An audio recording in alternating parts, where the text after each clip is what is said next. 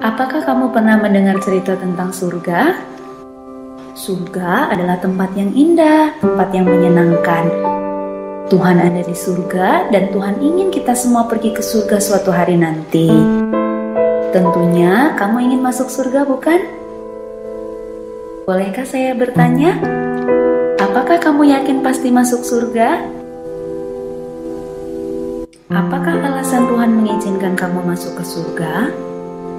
Banyak orang berkata, kita harus taat kepada orang tua, rajin beribadah, rajin berdoa, rajin berbuat baik, dan lain sebagainya.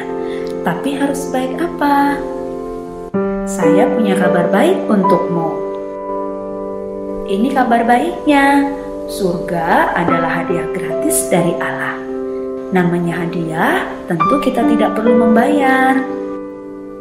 Surga tidak didapat karena kita berbuat sesuatu, seperti rajin membaca kitab suci, rajin belajar, rajin berdoa, atau rajin melakukan perintah Allah yang lain. Surga juga tidak didapat karena kita layak atau pantas menerimanya. Seperti misalnya kita jadi anak yang pintar, anak yang rajin, kita tidak nakal, suaranya bagus, selalu juara di sekolah. Tapi sekalipun surga adalah hadiah gratis, semua orang tidak dapat masuk surga karena ada yang menghalangi, yaitu dosa. Kita semua adalah orang-orang yang berdosa. Dosa itu seperti kalau kita tidak taat kepada perintah Tuhan, kita marah-marah, bertengkar, menyontek di sekolah, berbohong, berkata-kata kotor, berpikiran jelek, malas, dan lain sebagainya.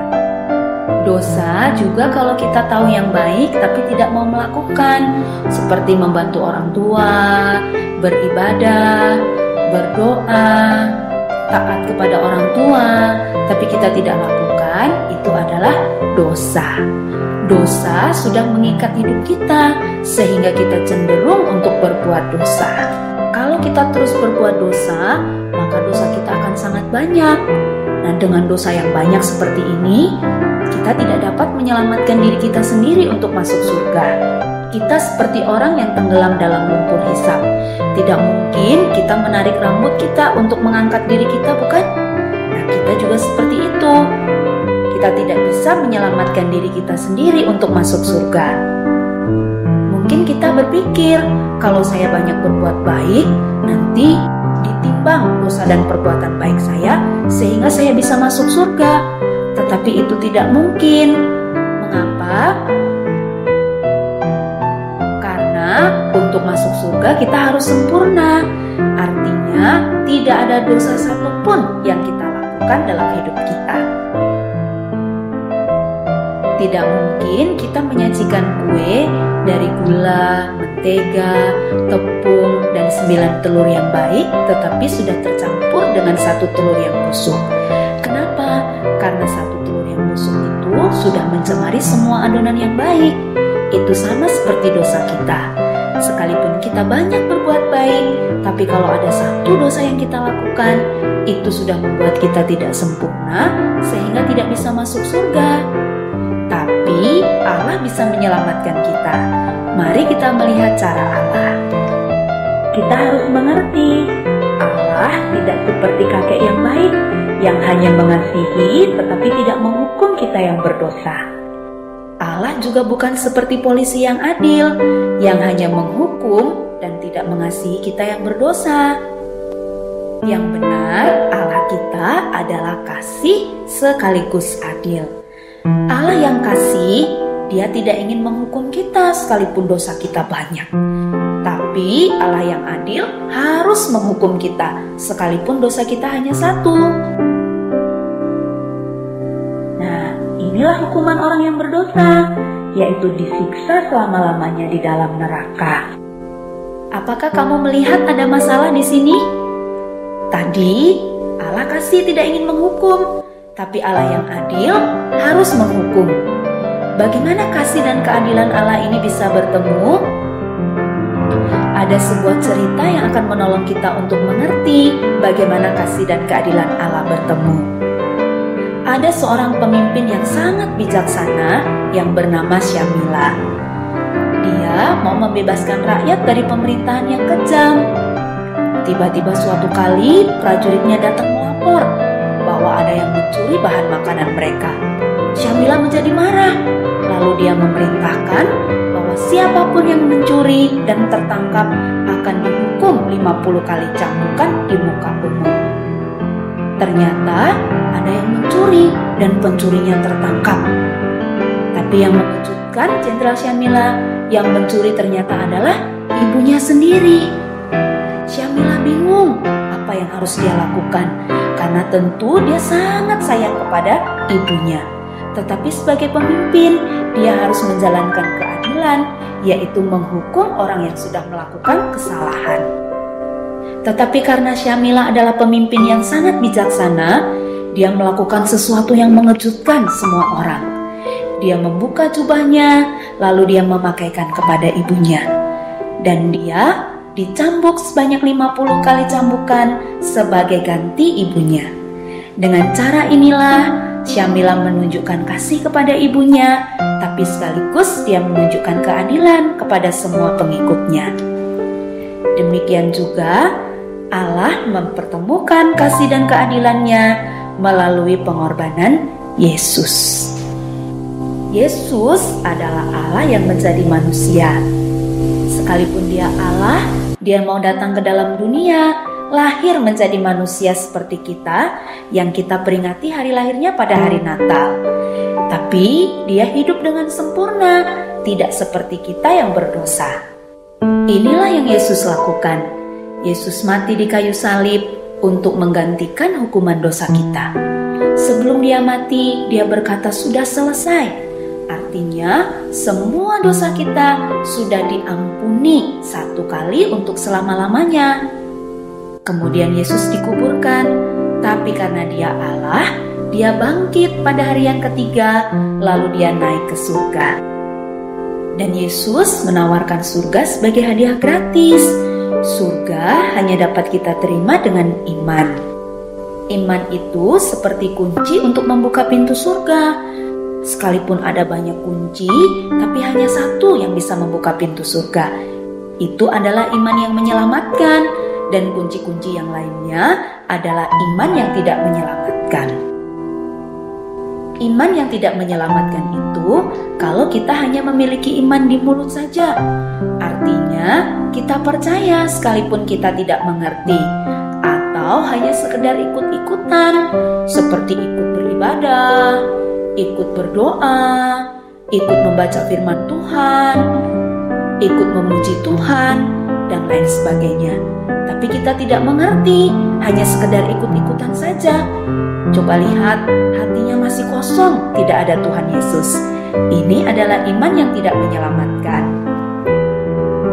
Atau kita hanya tahu tentang Tuhan Yesus di kepala saja. Maksudnya, kita sudah tahu tentang Yesus, bahkan bisa menjawab semua pertanyaan-pertanyaan tentang Yesus, karena kita tahu dan bisa menghafal cerita tentang Tuhan Yesus. Kita tahu dia adalah Raja, dia Juru Selamat, dia disalibkan di Bukit Golgota, dia bangkit dari kubur, dan lain sebagainya. Kita bisa menghafal semua cerita itu. Tapi kalau hanya di kepala, kita tidak sungguh-sungguh percaya dalam hati, itu adalah iman yang tidak menyelamatkan. Atau kita hanya mempercayai Tuhan Yesus untuk dapat hal-hal sementara, seperti misalnya untuk mendapatkan mainan, untuk mendapatkan sepatu, untuk mendapatkan makanan yang enak, atau bahkan sering kita berdoa meminta Tuhan Yesus memberikan kita tubuh yang sehat atau kepintaran. Itu semua memang baik, tetapi itu hanya sementara selama kita hidup di dunia ini. Jadi, kalau kita mempercayai Tuhan Yesus hanya untuk dapat hal-hal sementara, itu bukanlah iman yang menyelamatkan.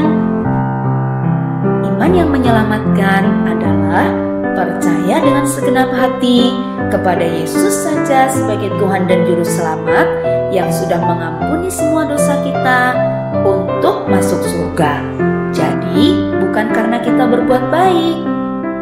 Ada satu cerita, ada seorang pemain akrobat yang sangat hebat bernama Blondin. Dia akan berjalan di atas kabel melintasi air terjun Niagara sambil mendorong kereta bermuatan pasir. Ketika Blondin berhasil, semua penonton bersorak-sorai. Tapi kemudian manajernya bertanya kepada penonton, apakah penonton percaya Blondin juga bisa menyeberangkan orang melintasi air terjun? Wah, semua penonton berkata, ya, saya percaya. Tapi manajernya bertanya lagi, siapa yang mau ikut? Mas, semua penonton terdiam, tidak ada yang menjawab. Tiba-tiba ada seorang anak kecil berteriak, saya percaya, saya mau ikut. Lalu anak kecil itu naik di atas kereta dorong dan Blondin membawanya sampai ke seberang dengan selamat.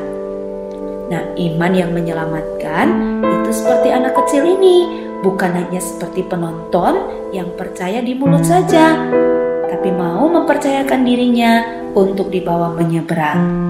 Jadi, iman yang menyelamatkan adalah kita mempercayai Tuhan Yesus dengan segenap hati sebagai Tuhan dan Juru Selamat yang sudah mengampuni semua dosa kita dan membawa kita masuk ke surga.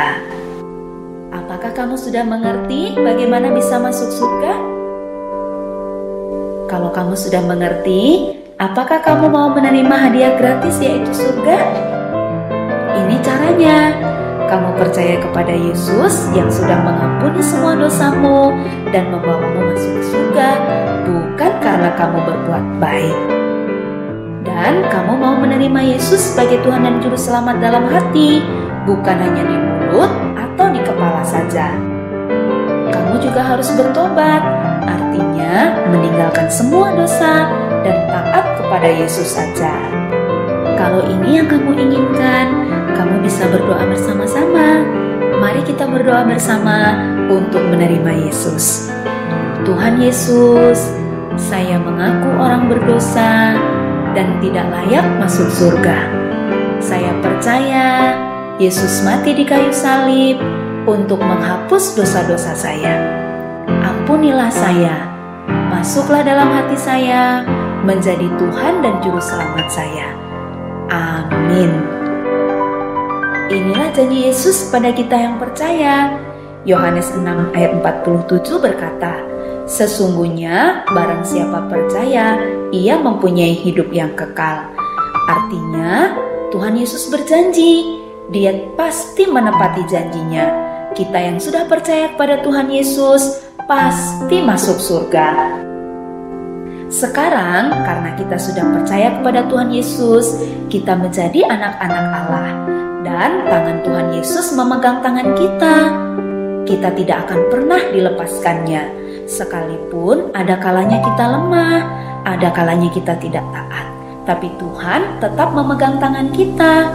Itu berarti yang menjamin keselamatan kita, yang menjamin kita pasti masuk surga adalah janji dan kesetiaan Tuhan Yesus, bukan kesetiaan kita sendiri. Itu seperti janji Yesus dalam Yohanes 10 ayat 28. Aku memberikan hidup yang kekal kepada mereka, dan mereka pasti tidak akan binasa sampai selama-lamanya, dan seorang pun tidak akan merebut mereka dari tanganku. Ini janji Tuhan Yesus kepada kita. Tuhan Yesus memberikan hidup yang kekal kepada kita yang percaya, dan kita yang percaya tidak akan binasa sampai selama-lamanya. Dan tidak ada yang bisa merebut kita dari tangan Tuhan. Sekarang kamu sudah mengerti, kapanpun kamu dipanggil Tuhan, pasti masuk surga. Karena kamu sudah percaya kepada Tuhan Yesus dengan segenap hati, bukan karena kamu berbuat baik. Tetapi sebagai orang yang percaya, kita harus berbuat baik. Itu kita lakukan untuk menyenangkan hati Tuhan dan sebagai tanda terima kasih kepadanya, bukan sebagai syarat untuk masuk surga. Sekarang kita sudah jadi anak-anak Allah, dan Allah ingin kita bertumbuh melalui membaca Alkitab, berdoa setiap hari, berbakti atau beribadah di sekolah minggu, bersekutu, dan bersaksi, menceritakan tentang Tuhan Yesus dan keyakinan kita masuk surga kepada orang lain. Jadi, ceritakan kabar baik ini kepada teman-temanmu.